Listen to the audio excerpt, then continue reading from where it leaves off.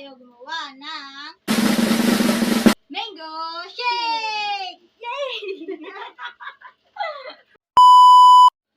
Para makagawa ng isang mango shake, kailangan natin ng Iba, mangga, asukal, crush ice, sago, siyempre hindi mawawala dyan ang blender sa paggawa ng isang mango shake dahil siya ang magdudurog ng mga mangga para maging shake.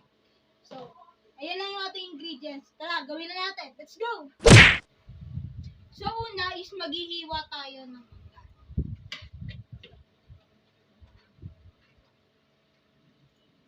mangga. So, habang naghihiwa ako, is babalatan ni mama tong mangga.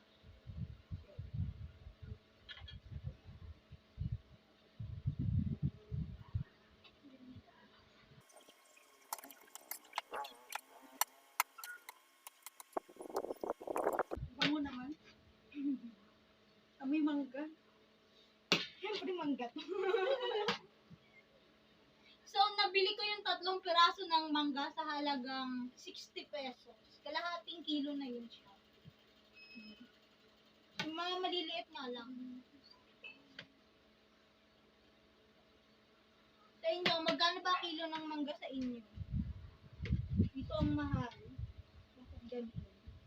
Hanap naman ako ng murang mangga, pero 60 na talaga yung pinakamababa sa nakita ko sa palengke kanina. Yung iba kasi doon is 80. Yung iba 120. Depende sa laki tsaka sa klase ng mangga. Ang bango ng mangga, no? Sarap kapakin. Kadalasan kinakain siya sa panghimagas. Dessert. So, gagawin namin siyang mango shake para may dessert mamaya. So, lilikpitin lang natin yung mga balat. Dahil sobrang lagkit niya.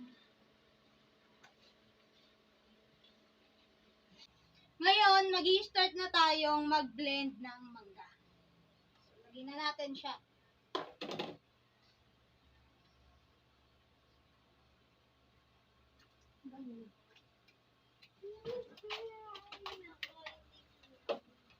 So, blend na natin siya.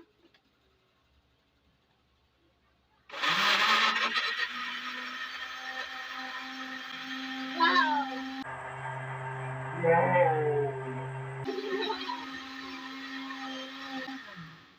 Then, next natin is yung sugar. Ito ay 1/2 cup of sugar. Blend na natin. Then, next is 1 cup of milk. Yung ibap natin to kanina.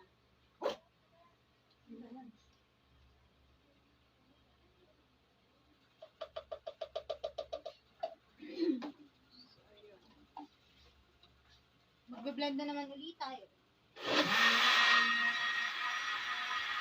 Then, next nating ilalagay ay yung ating crush ice. Kamayin mo naman.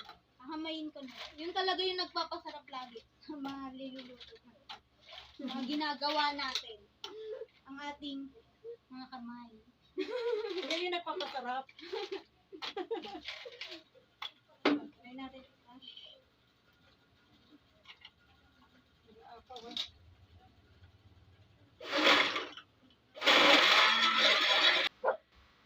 So, ganun lang. Madali lang, di ba? Gawin nyo na.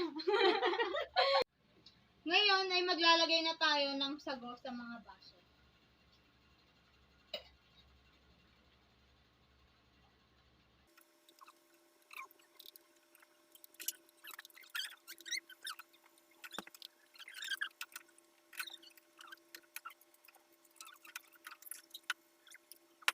Tapos lalagyan na natin ng shake bawat baso.